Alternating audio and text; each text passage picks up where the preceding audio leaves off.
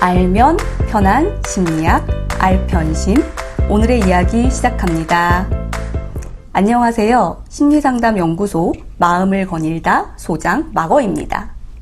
안녕하세요. 이것저것 다 하는 심리학 박사 대박사입니다.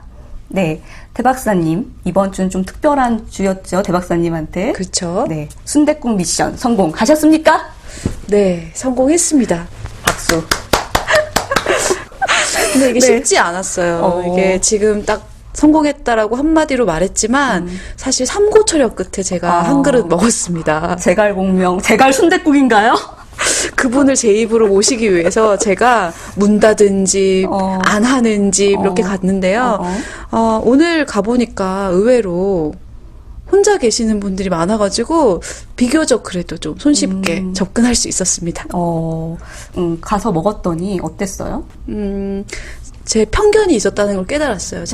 제가 그동안에 순댓국을 혼자 못 먹었던 가장 큰 이유는 순댓국이 뭔가 어울려서 먹는 어른들의 음식, 이렇게 막 거나하게 이렇게 먹는 한 판 먹는 일하고 막 가가지고 땀 흘리면서 이렇게 그쵸. 먹는. 그래서 혼자 이렇게 제가 들어가는 그 순간이 굉장히 낯설게 느껴져서 못 갔었는데 오늘 큰맘 먹고 한번 가봤더니 군데군데 다 혼자 앉아 계셔가지고. 맞아요. 순댓국밥집 가면은 이제 혼자 와가지고 네. 열심히 이제 밥 드시는 분들이 많죠. 그러니까요. 그래서 순댓국에 대한 이미지가 바뀌는 편견이 깨지는 기회였던 것 같아요. 그래서 이제는 저에게도 순댓국이 혼밥하기 좋은 음식? 혼밥의 카테고리로 들어왔군요. 네, 그렇죠. 햄버거 같은 그런 아이로 들어왔습니다. 드디어. 네. 그래서 아마도 저도 그렇고 또 이걸 들으시는 분들도 그렇고 좀 평소에 도전하지 못했던 일들이 있다면 그건 아마 어쩌면 자기가 갖고 있는 편견 때문일 수도 있겠다.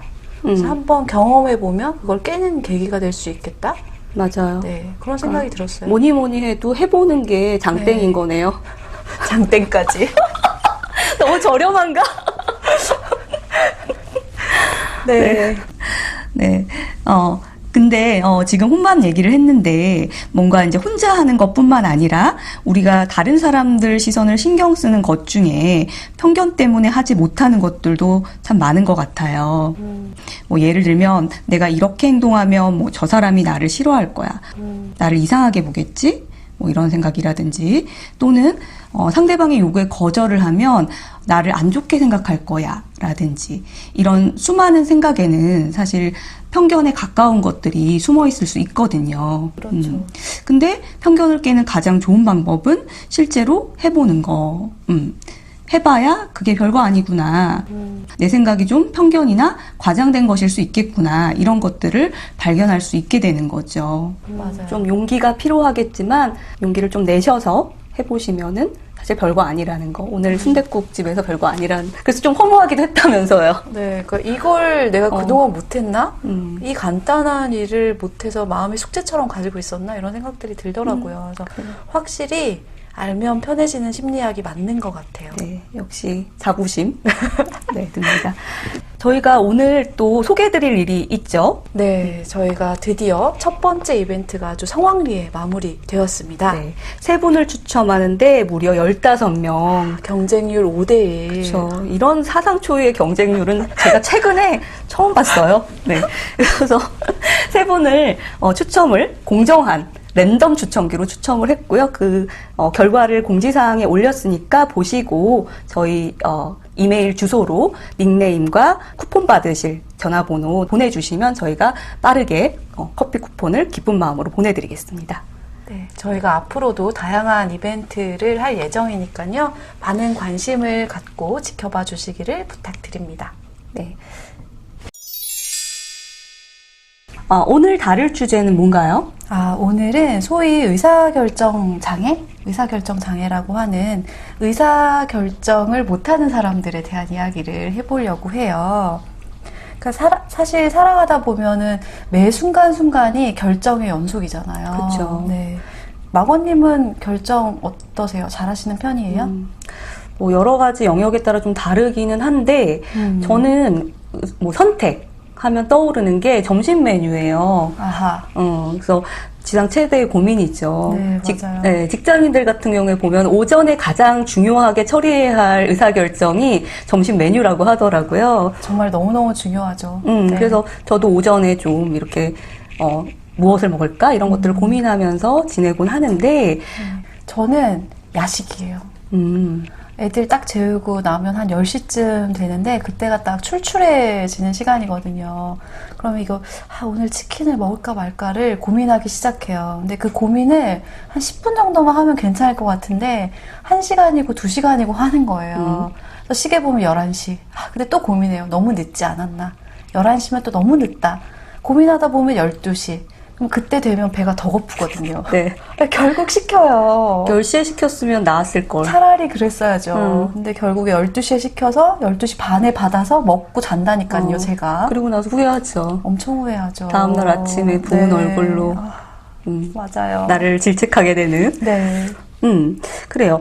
저희들의 이런 얘기도 있지만 저는 또 최근에 만난 친구가 떠오르네요. 최근에 이제 오랜만에 한 친구를 만났는데 그 친구가 만나자마자 나는 어디로 가야 될지 모르겠어. 난 결정장애야. 이러면서 메뉴 선택해줘. 이러고. 애교가 많은 친구네요. 네, 애교가 참 많은 친구예요.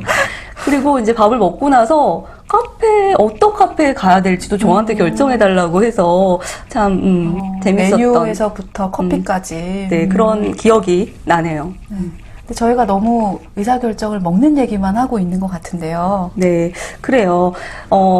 이 순간에도 들으시는 여러분들께서는 또 중요한 고민들도 많이 하고 계실 거예요.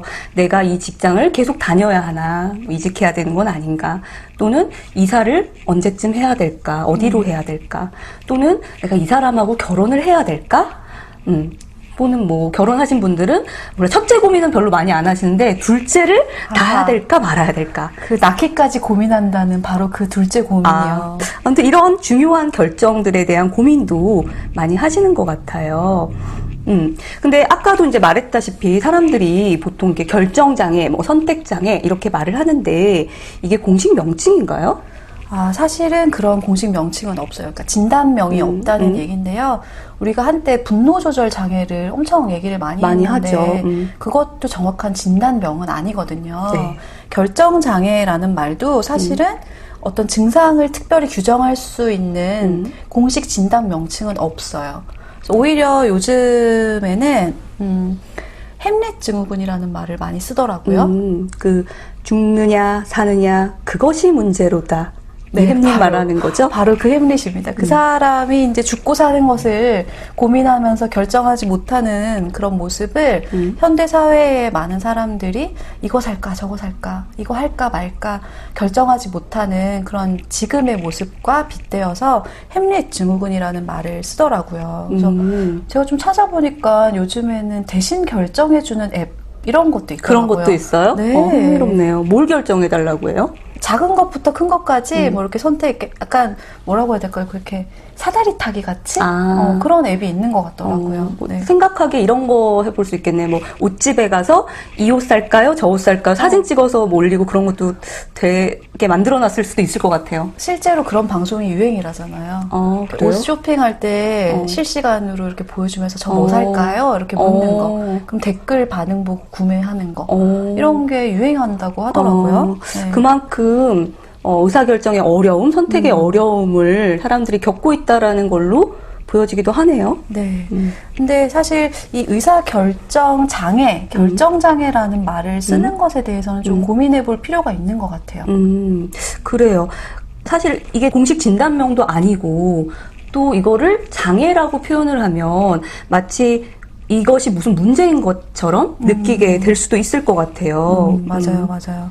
그 결정장애라는 말을 쓰는 순간 우리가 굉장히 심각한 증상을 가진 사람처럼 스스로를 생각하게 되잖아요. 그런 얘기를 들으니까 사실 비슷한 게 공황장애예요. 공황장애는 물론 진단명에 있긴 하지만 한창 그 연예인들이 공황장애를 겪고 있다 뭐 이런 얘기도 나오고 그다음에 언론에서 공황장애를 많이 다뤘을 때 많은 분들이 이제 상담에 오시는 분들도 그렇고 제가 밖에서 만나는 일반 분들도 난 공황장애 같아. 공황장애 아닌가요? 이렇게 말씀을 하시는 경우가 많았거든요.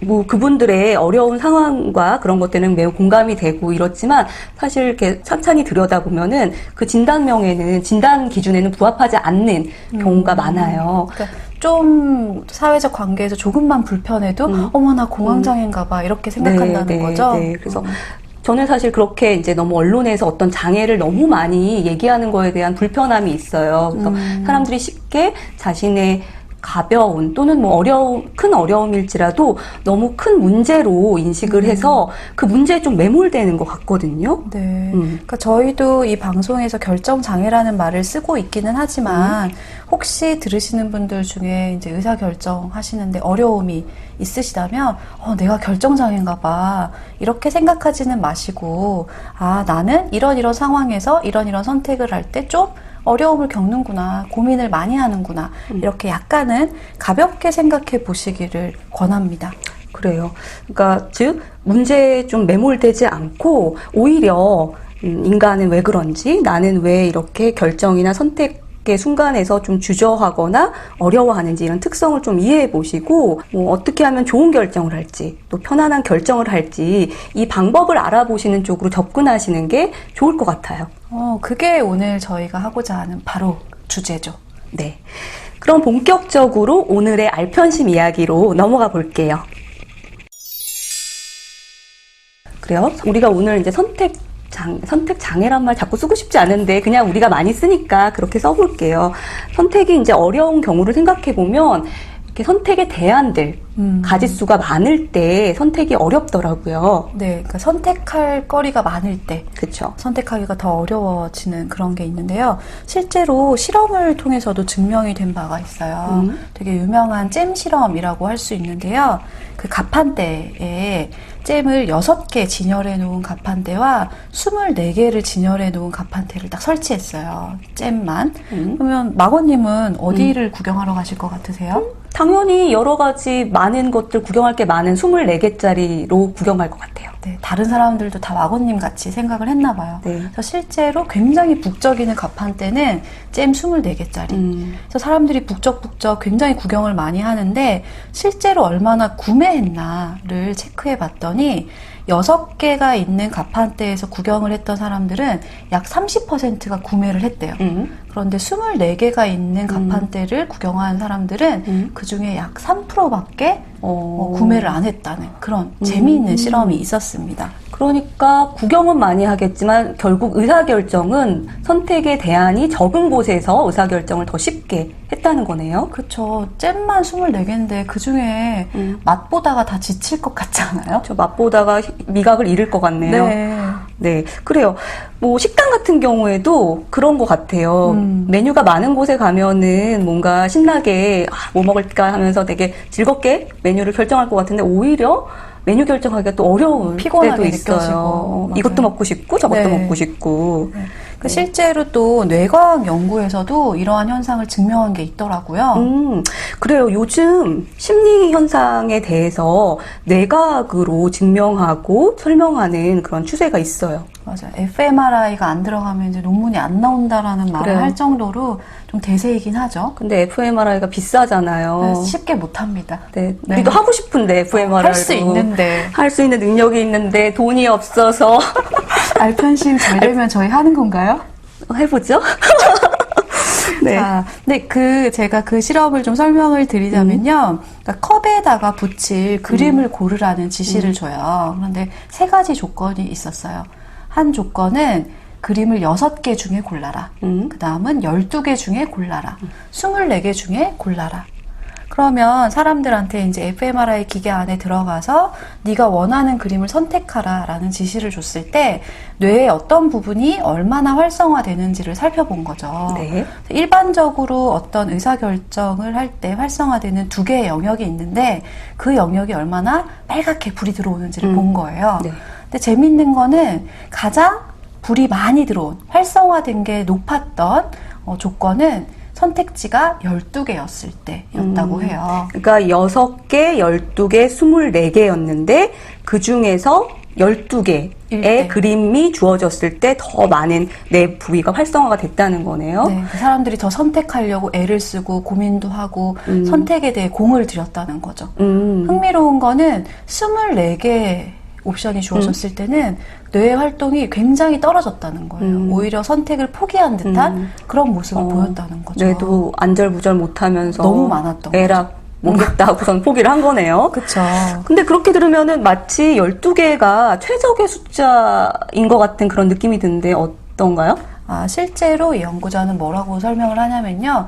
12개라는 숫자가 중요하지 않다. 뭐, 대략적으로 일반적인 의사결정 맥락에서는 한 8개에서 15개 정도 대안이 있을 때 사람들은 제일 이제 최적의 선택을 하는 것 같다. 그러나 어떤 영역의 의사결정인지, 뭐, 배우자를 고르는 것과 점심 메뉴를 고르는 게 같다고 할 수는 없잖아요. 그렇죠. 그러니까 어떤 선택인지에 따라서 그 최적의 숫자는 달라질 수 있다라고 설명을 했습니다.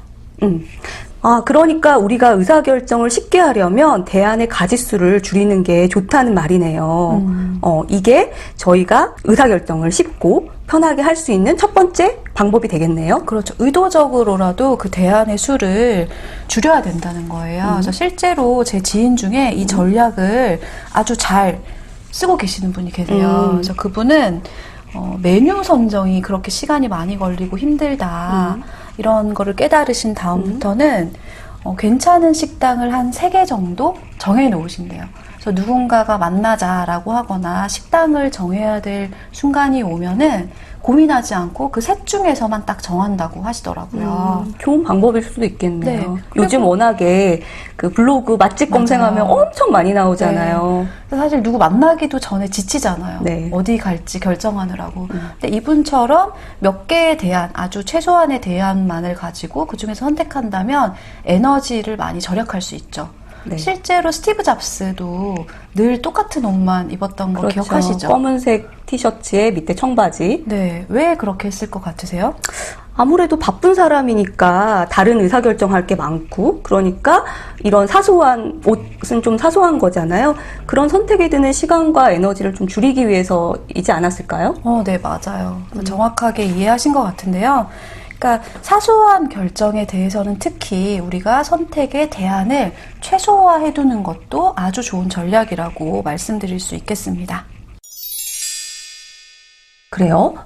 첫 번째 솔루션은 이제 선택의 대안을 줄여보자는 거였는데, 근데 선택의 대안을 줄이는 것 자체를 어려워하는 사람도 있잖아요. 그쵸. 네, 그런 사람들을 극대화자, 맥시마이저라고 하거든요. 이런 맥시마이저는 어떤 선택을 할 때 최고의 선택이 있다. 그래서 나는 그런 최고의 선택을 하기 위해서 있는 모든 정보를 샅샅이 다 탐색해야 된다. 이런 생각을 갖고 있는 사람을 맥시마이저, 극대화자라고 말을 해요. 그러니까 최고의 선택이 아닐까봐 굉장히 불안해 하겠네요. 네. 근데 이 알편심을 들으시는 분들이 그럼 나도 혹시 그 맥시마이저인가? 이런 궁금함이 드실 것 같아요. 네. 그래서 체크리스트를 준비를 했어요.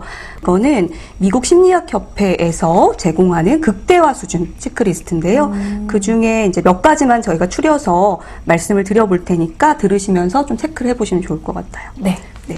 첫 번째는 나는 선택에 직면할 때마다 그 밖의 모든 가능성을 생각하면서 그 시점에 존재하지 않는 것까지도 상상하려고 애쓴다. 두 번째는 나는 내 직업 또는 내가 지금 하고 있는 일에 아무리 만족해도 더 좋은 기회를 알아보려고 애를 쓴다. 세 번째는 나는 인간관계를 옷 입기와 비슷하게 다룬다. 즉, 많은 사람을 만나보고 나서 완벽하게 맞는 사람을 고르려고 한다. 그다음 네 번째는 나는 종종 친구에게 줄 선물을 고르는데 애를 먹는다. 저가 그런데요. 그래요? 저도 좀 그래요. 그다음 다섯 번째는 쇼핑을 할 때 내 마음에 꼭 드는 옷을 찾는데 어려움을 느낀다. 제 경우가 좀 그렇습니다. 그 다음에 여섯 번째로 나는 결코 차선에 만족하지 않는다. 그 다음에 일곱 번째는 나는 종종 현재의 생활과 전혀 다른 방식의 삶을 꿈꾼다. 이렇게. 저희가 이게 원래 13가지인데 7가지 좀 의미 있게 다가올 수 있는 것만 말씀을 드렸어요.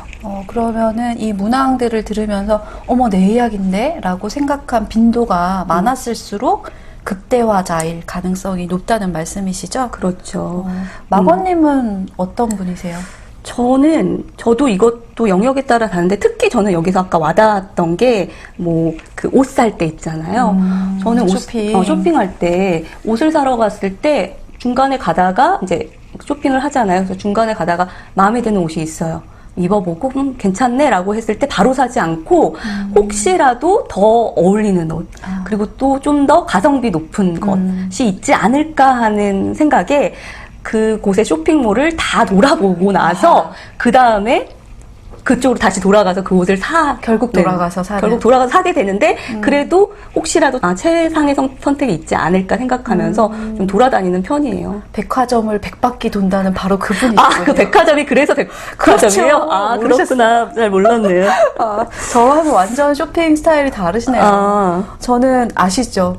마음에 드는 거 있으면 깔별로 쟁여놓는 거 아시죠? 기억나요? 대학원 때 대박사님 스타일이 있었죠. 맞아요. 누가 봐도 이거 네 옷이다 싶은 그런 스타일로. 그래서 저는 옷장을 열면 다 똑같은 옷이에요. 제 눈에만 다른. 색깔만 그렇죠. 다를 뿐인. 네. 그래서 저는 제가 좋아하는 스타일이 좀 확고했기 때문에 그것을 통과하는 옷이 딱 있다. 그리고 제가 생각한 가격대에 적합하다 하면 별로 고민하지 않고 거기서 이제 여러 개의 옷을 사는 그런 스타일이었어요.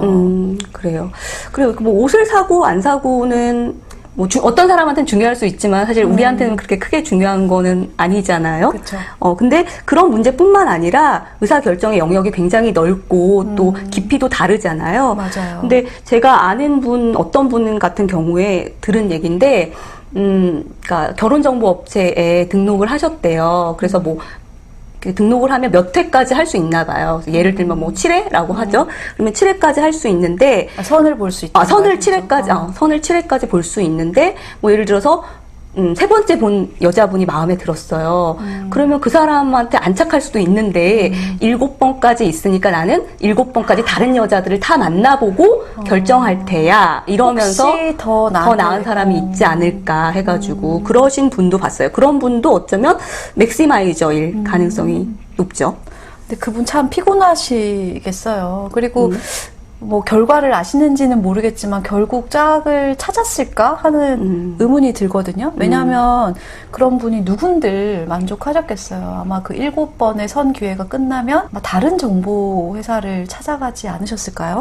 그럴 수도 있을 것 같아요. 그러니까 뭐 이거는 남자분, 그러니까 뭐 약간 여담이긴 한데 그 결혼정보회사에서 남자분들은 굉장히 뭐 회비도 안 받고 우리나라의 선시장의 폐해 조건이 좋으면 회비도 안 받고 받아준다고 하더라고요. 그러니까 그분은 뭐 손해 볼 거 없으니까 더 많은 사람들을 만나보려고 하실 수도 있겠네요. 네. 근데 뭐 어찌됐든 간에 이 맥시마이저들은 시간과 에너지를 좀 의사결정하는데 너무 많이 들어서 좀 비효율적일 것 같다는 생각이 드는데 그럼에도 불구하고 이렇게 하게 되는 이유가 있나요? 그렇죠. 이유를 좀 들어보자면 첫 번째는 우리 사회 풍토가 최고만이 의미가 있다라는 그런 사회 풍토가 있잖아요.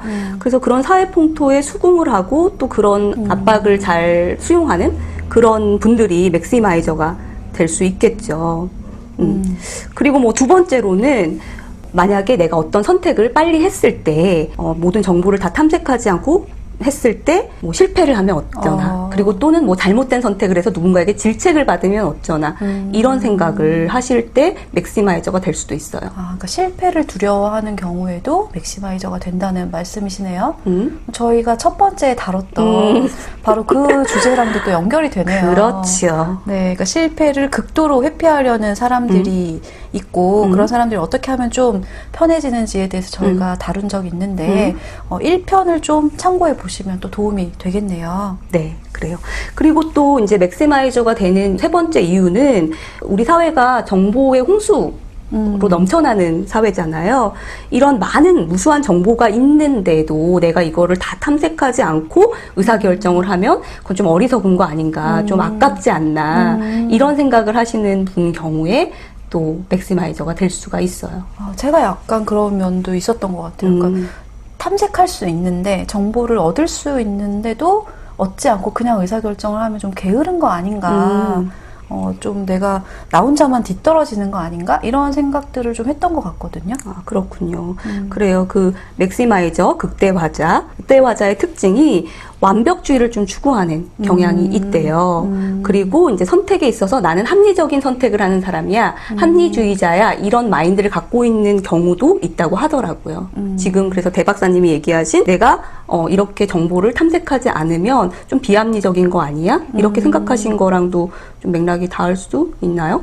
그런 것 같아요. 그러니까 어떻게 보면 적절한 수준의 맥시마이저라는 게 있을지는 모르겠지만 좀 적절한 수준으로 한다면 좀 합리적인 것 혹은 신중한 것이라고 생각할 수도 있을 텐데 극대화자들이 겉으로는 신중하고 합리적인 것처럼 보이지만 어쩌면 그런 자신의 특성 뒤에 불안해하는 거? 그쵸. 이게 최고의 선택이 아니면 어떡하나 이게 불안해서 계속 정보를 끝까지 탐색하는 그런 특성이 있다는 얘기로 이해해도 되는 네, 거죠? 맞아요. 그래서 저도 지금 얘기 덧붙이고 싶은 게 기준이 불안인 것 같아요. 이거를 내가 정보의 끝까지 탐색하지 않고 선택을 하면 뭔가 후회할 것 같아, 실패할 것 같아, 이런 마음으로 그렇게 하고 있다면 좀 부적응적인 모습이 될 수 있고요.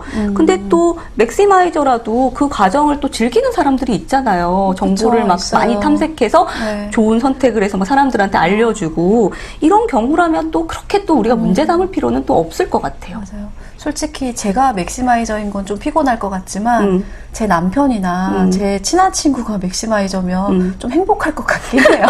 그 의사결정 그대로 갖다 쓰면 되니까. 이렇게 업어가나요? 네. 근데 저도 아까 옷 살 때는 좀 안 그런다고 말을 하긴 했지만 제가 정말 전형적인 맥시마이저였던 때가 있었던 것 같아요. 그때가 언제였나요? 제가 이제 기저귀랑 분유를 살 때였던 것 같아요. 그래요? 옷 살 때랑 기저귀 분유 살 때랑 왜 달랐을까요? 그러니까 옷은 어쩌다 사는 거잖아요. 근데 기저귀랑 분유는 생필품이란 말이에요. 그래서 이거 되게 자주 사고 비용도 꽤 드는 그런 일인데 만약에 제가 정보를 잘 탐색하지 않아서 비싼 곳에서 사기 시작하면 그 손해가 날로 그래서 제가 되게 과소비하는 주부가 되는 것 같은 그런 생각도 있었던 것 같아요. 그래서 제가 그때는 얼마나 정보 탐색을 했냐면 엄지손가락에 쥐가 날 정도로. 스마트폰으로 하셨군요. 그렇죠. 그래서 애를 안고 이거를 보면서 막 그 기저귀 싼 거 좀 찾아보겠다고 여기저기를 그렇게 헤매이며 다녔거든요. 무한 클릭질을 하셨군요. 네, 장난 아니었어요. 근데 어느 날 갑자기 현타가 온 거예요. 제가 이렇게 막 1시간이고 2시간이고 고민해서 알아봐서 사면 얼마를 이득 보냐. 몇백 원인 거예요. 다 합쳐도 진짜 1,000원 얼마? 뭐 이 정도 되는 그 돈을 아끼려고. 그 시간을 투자했어요. 네. 나름 고급 인력인데. 그러니까요. 그러니까 참 되게 부질없다는 생각이 드는 거예요. 현타 올만하네요. 네. 그러니까 사실 커피 한 잔 안 먹으면 되는 그 돈을 아끼겠다고. 커피숍에서 검색한 거 아니에요, 혹시? 너무 제 시간과 에너지가 아깝다는 생각이 드는 거예요. 그래가지고 그때부터는 이건 진짜 못할 짓이다. 안 해야겠다라고 생각해서 지금은 그 로켓 타고 오시는 분들 있잖아요. 거기요? 네, 총알보다 빠른. 그분들한테 다 맡기고 있어요. 그랬더니 어떠세요? 그러니까 실제로 좀 비쌀 수도 있죠.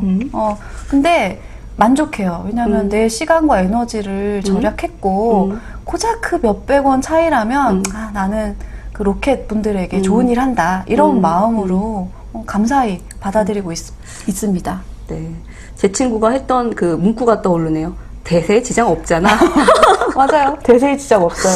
그러니까요. 저는 대 박사님 얘기를 들으니까 그게 중요한 포인트라고 생각이 돼요. 그 모습이, 그러니까, satisfier, 만족자거든요. 이 만족자는 아까 말한 맥시마이저, 극대화자의 반대점에 있는 사람들이에요. 두 가지 유형이 있다는 거군요. 네네. 그래서 이 만족자라는 거는 뭔가 최고의 선택이 있다라고 생각하지 않아요. 충분히 그냥 이 정도면 됐어 라고 하면은 그걸 받아들이고 더 좋은 것이 있을 거야. 이런 불안과 가능성에 대해서 별로 그렇게 크게 생각하지 않아요. 그래서 나름대로 자기만의 기준이 있죠. 그래서 그 기준에 부합하면 오케이 여기까지 하고 이거 선택하자 이렇게 한다는 거죠. 그러니까 네. 저한테도 좀 적용이 되긴 하네요. 저도 다른 곳에 더 싼 것도 있다는 거 알지만 그래도 이 정도면 만족한다. 이런 저만의 기준이 있다는 그런 거죠. 네. 그래요. 그리고 또 심지어 이제 연구 결과에서도 이 맥시마이저보다 세리스파이어가 더 선택의 만족도도 더 높고, 그다음 불안도 낮고, 후회하는 정도도 더 낮다고 그런 결과가 나왔어요. 그러니까 어떻게 보면 아이러니네요. 그 극대화자들이 그렇게 많은 시간과 에너지를 좋은 결정을 하려고 쓰는데 결국에는 그냥 적정한 수준에서 타협한 이런 만족자들이 훨씬 더 높은 만족을 보인다는 점이 좀 생각해 볼 필요가 있네요. 네, 맞아요. 그럼 결국에는 극대화자가 되기보다는 만족자가 되도록 스스로 좀 노력을 할 필요가 있다는 얘기네요. 그렇죠. 우리의 인생에서 최고의 선택은 없어요. 나에게 충분한 내 기준에 부합하는 최선의 선택만이 있을 뿐입니다. 그래서 이것을 염두에 두시는 게 두 번째 의사결정을 잘할 수 있는 방법이 되겠습니다. 그럼 앞의 이야기들을 생각해 보면 자기 기준이 있으면 만족자가 될 수 있다 이렇게 얘기를 하지만 사실 꼭 그렇지만은 또 않잖아요. 되게 때때로 우리가 흔들릴 때가 많지 않나요? 맞아요. 우리 인간은 사회적인 존재잖아요. 나 혼자만 사는 존재가 아니기 때문에 은근히 다른 사람이 어떻게 하고 있나 이렇게 가늠하기도 하고 다른 사람이 하는 행동이나 선택들을 참조하기도 해요. 그러니까 남이 하는 걸 보고 내 선택이 혹시 잘못된 건 아닌가 이렇게 평가하게 된다는 또는 건데 뭐 잘하고 있는 거 아닌가 이런 것들을 평가하게 된다는 네, 거죠. 제가 딱 떠올린 게 바로 그러니까 잘못하는 거 아닌가라는 말이 나온 게 아이 교육 문제가 딱 떠올랐거든요. 그래요. 그렇죠. 사실 제일 고민되는 주제 중에 하나인데 저는 개인적으로는 저희 아이가 좀 더 자유롭고 밝고 좀 자기 본연의 모습대로 사는 것을 희망하지만 그래서 되도록이면 내버려 두자 이렇게 생각은 하고 있는데 이게 유치원 엄마들을 만나고 오면 엄청 흔들리더라고요. 그러니까 다른 엄마들이 이것도 시키고 저것도 해주고 막 이런 고민도 한다 막 얘기를 들으면 나만 좀 정보에 뒤처져서 우리 애를 더 재능이 있을 수도 있는데 못 키워주는 거 아닌가? 내가 부족한 엄마 아닌가? 이런 회의감이 들 때가 좀 많았던 것 같아요. 그래요. 많은 어머님들이 고민하는 지점이 바로 그런 것 같아요. 기준이 없으신 건 아니에요. 분명한 기준과 또 잘 키우고 싶고 나만의 기준으로 키우고 싶다라는 마음은 있으신데 집단 속에 들어가게 되면은 그런 많은 정보들을 듣고 또 이렇게 흔들리고 있는 자신을 맞아요. 발견하게 되죠. 네. 그래요. 그리고 또 저도 떠오르는 게 주거 같은 경우도 이런 거에 영향을 받는 것 같아요. 그러니까 어떤 분 같은 경우는 전원 생활을 하고 싶어 하세요. 그래서 전원 생활을 하고 싶어서 좀 한적하고 자연과 가까운 곳으로 이제 이사를 하셨는데 또 주변에서 뭐 어디 아파트를 샀는데 거기 아파트 값이 올랐다. 네. 뭐 교통이 좋다. 뭐 여기 편하죠 또. 그렇죠. 뭐 학군이 좋아서 애들이 뭐 여기서 공부했더니 뭐 성적이 올랐다. 뭐 학원이 가깝다. 뭐 이런 얘기를 들으면은 흔들리는 거죠. 자기만의 원칙이 있는데도 그런 얘기들을 들으면 좀 네. 영향을 받을 수가 있죠. 그러니까 사회적으로 비교를 하는 것 자체가 우리의 의사결정을 후회하게 만들거나 뭐 이렇게 좀 뒤집고 싶은 마음이 들게 하거나 그런다는 말씀이시네요. 네. 그래요. 그래서 중요한 거는 자기 기준을 명확히 하고 또 명확해도 가끔가다 이렇게 흔들리죠. 흔들리잖아요. 그럴 때마다 내 기준을 좀 되뇌어 보는 것이 필요할 것 같아요. 그리고 행복은 절대적인 게 아니다. 주관적이고 상대적인 거다. 그래서 내가 생각하는 명확한 행복의 기준이 있다면 그거를 좀 생각해 보시고 좀 믿고 좀 흔들리는 순간에 또는 의사결정을 해서 좀 내가 결정이 맞는 거야? 이럴 때마다 좀 그거를 떠올려 보시면 좋을 것 같아요.